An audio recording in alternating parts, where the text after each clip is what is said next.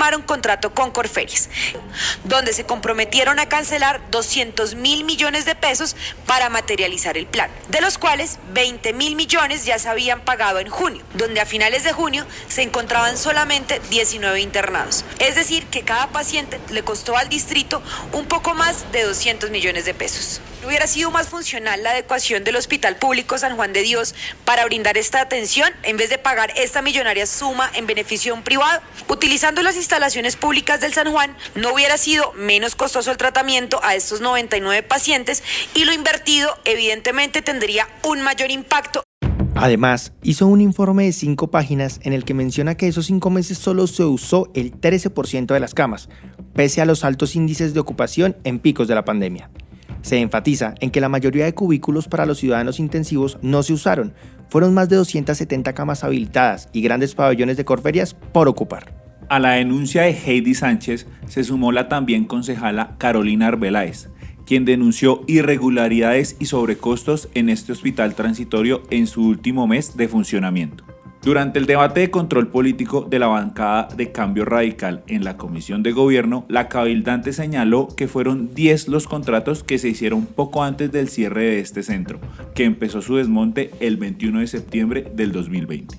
Entre esos contratos está el suscrito con Gases Industriales de Colombia S.A., que empezó el 1 de agosto y terminó 26 días después por un costo de 611 millones de pesos por el diseño y montaje de la red de oxígeno hospitalario en Corferias de 594 tomas. La cabildante preguntó sobre la necesidad de estos puntos para un centro que estaba próximo a cerrar. Además, indicó que en abril se firmó un contrato similar por la misma empresa con el mismo objetivo, por 3 meses y para 160 camas por un valor de 116 millones de pesos aproximadamente. También se mencionó otro contrato que se firmó el 11 de agosto, en el que se compraron 50 camas para la expansión en Corferias, cada una por un costo de 4.400.000 pesos.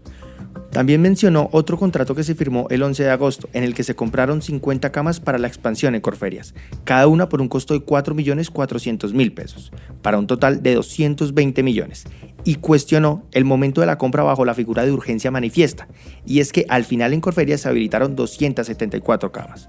Por último, la concejala Arbeláez resaltó que respecto al contrato 02BS 175 de 2020, bajo el cual se adquirieron 200 bandejas riñoneras el 13 de agosto, le llamaron la atención los costos de cada una de estas, porque se adquirieron a 47.065 pesos cada una, y según ella, hizo un ejercicio en el que en diferentes portales los costos están entre 22.000 y 30.000 pesos. Cabe resaltar que hace menos de un mes la concejala se pronunció sobre los posibles sobrecostos por encima del 80% en otros implementos de los que informó la Personería de Bogotá en un detallado informe. Esto se suma a la denuncia que anteriormente habíamos hecho, debido a los exagerados costos de algunos insumos. Recordemos.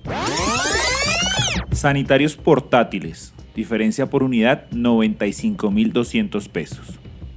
Forro impermeable para colchón, diferencia total 5.275.000 pesos. Laringoscopio, diferencia por unidad 2.866.000 pesos.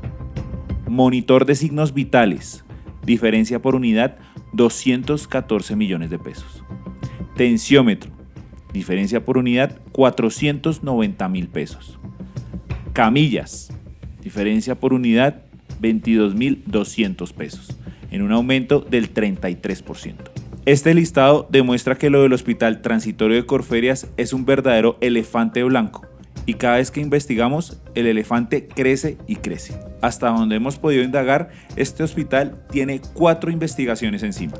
La primera fue la del periódico El Espectador, donde se hablaba que la adecuación le costaría a la alcaldía más de 184.000 millones de pesos y de esa cantidad 11.100 millones serían para pagar el arriendo. En dicho artículo también se denunciaron sobrecostos en montajes, adecuaciones básicas, servicios públicos, alquiler de baños y alquiler de equipos sanitarios. Todo esto por un valor de aproximadamente 10.200 millones. Solo en montaje. La segunda investigación fue la impulsada por la concejala Heidi Sánchez, quien menciona que en esos 5 meses solo se usó el 13% de las camas, pese a los altos índices de ocupación y picos de la pandemia. Enfatizó en que la mayoría de cubículos por cuidados intensivos no se usaron, solo se usó el 13,7% de la capacidad instalada. Mientras estuvo en funcionamiento el hospital, se atendieron en total 515 pacientes con una aprobación final de 20.000 millones de pesos. Es decir, que cada paciente atendido le costó al distrito 39 millones de pesos. Debido a esto, la Contraloría encontró un presunto detrimento patrimonial de 3.941 millones. La tercera denuncia fue interpuesta por Carolina Arbeláez. La concejala explica que hubo irregularidades y sobrecostos, ya que faltando un mes para cerrar el hospital, se firmaron contratos por aproximadamente 5.000 millones de pesos. Y finalmente, nos tomamos a la tarea de sumar las cifras de todas las denuncias, y el resultado son aproximadamente 20.000 millones de pesos. 20.000 millones de sobrecostos, contratos extrañamente adjudicados, baja ocupación y gastos de montaje que al parecer son bastante exagerados.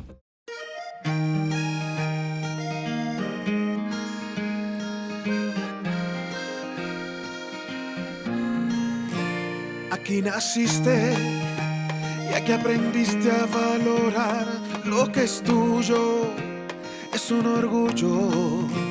Aquí aprendiste que cada sueño se construye paso a paso, con trabajo.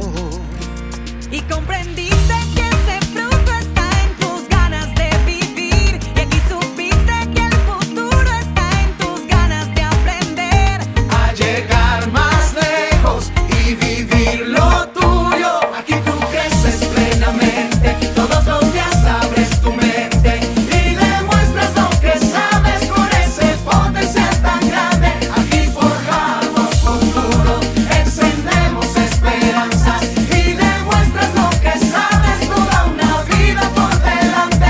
Iremos todos adelante para tener un mejor mañana.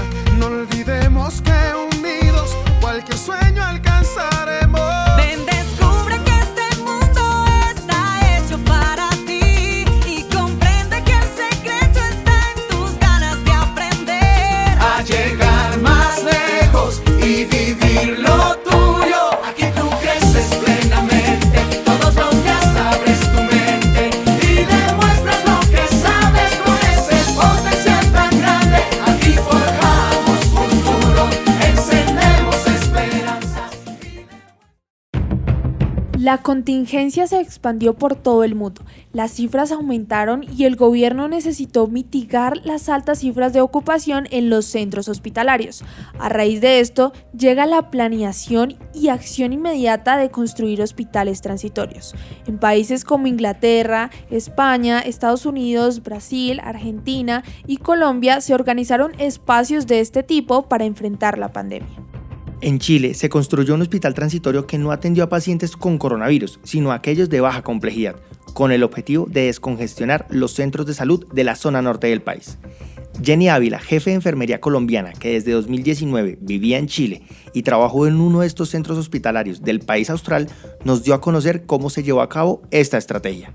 No sé cómo haya sido en Colombia, pero en Chile, para el montaje del hospital transitorio, se requirió una buena infraestructura adecuada, donde se pudiera instalar soporte de oxígeno, un buen acueducto, alcantarillado, teníamos todos los insumos necesarios. El personal que estaba pues tenía que ser idóneo y capaz, no solo físicamente sino también mental, ya que los turnos, los horarios laborales pues eran muy extensos y pues eran poco rotados.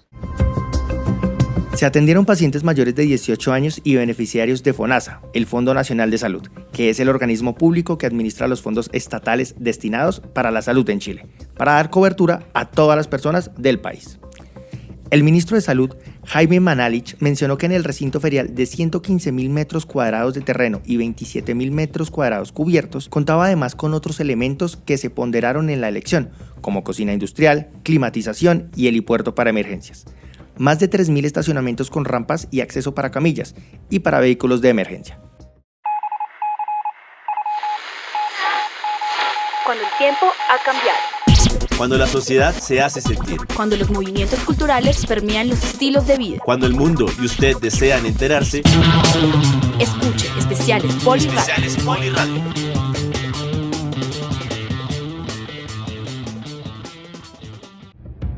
Después de la realización del Hospital Transitorio de Corferias, y de hecho mucho tiempo antes, muchos países alrededor del mundo desarrollaron centros médicos de campaña con la intención de responder a la llegada del COVID-19.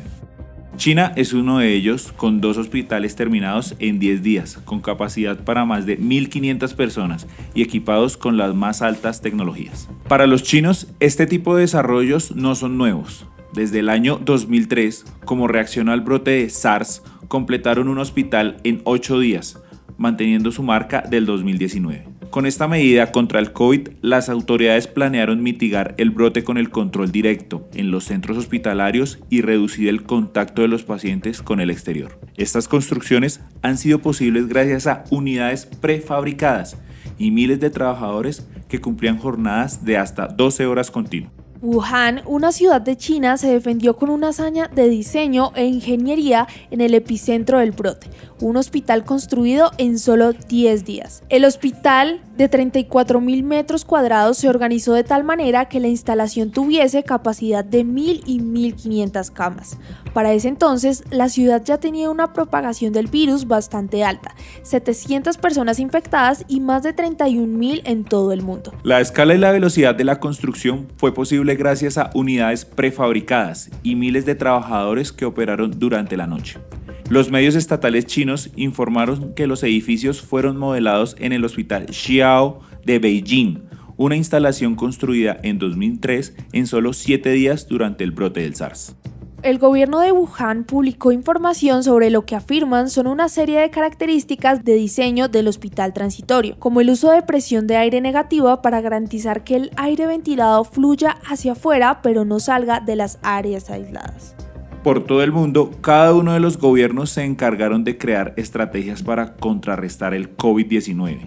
En Europa, países como Alemania, España e Inglaterra usaron centros de convenciones e investigaciones para adecuar y recibir pacientes con o sin COVID. En España se construyó el hospital de campaña IFEMA, que se instaló en los pabellones 7 y 9 del recinto ferial y estuvo en funcionamiento desde el 22 de marzo hasta el 1 de mayo de 2020.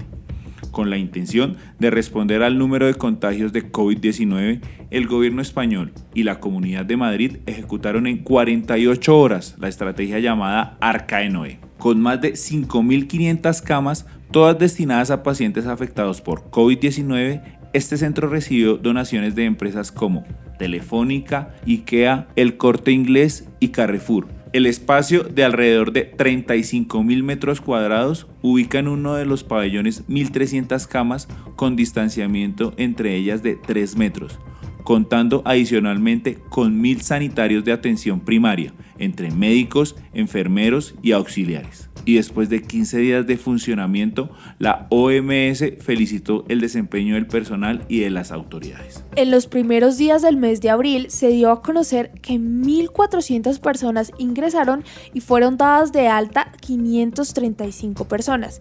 Tras atender a 4.000 personas, el 1 de mayo cerró el hospital, pero no fue desinstalado, previniendo un nuevo rebrote. En el caso de Chile, el 24 de marzo de 2020, el presidente del momento, Sebastián Piñera, anunció la construcción del espacio Riesco, con 200 camas instaladas y con posibilidad de aumento hasta de 300 más, además de contar con 3.000 cupos de hospitalización. Priorizando el pago de servicios vitales como agua y luz, este centro, que atendió más de 2.000 personas, pagó un total de $3 millones en uso de agua potable y capacitación de personal. Fueron diversos los diseños y las ejecuciones realizadas alrededor del mundo para contrarrestar las numerosas cifras de muertos y contagiados por COVID-19. Los hospitales transitorios fueron la ruta y el canal directo para el manejo de esta problemática y también para implementar estrategias que priorizaran las otras patologías en la sociedad de cada país. Mucha información queda en el tintero. Datos, historias y sucesos se pierden en la cotidianidad noticiosa. Especiales Poliradio. Reportajes que le permitirán estar verdaderamente informado. Especiales Poliradio. Una producción de Politécnico Gran Colombiano.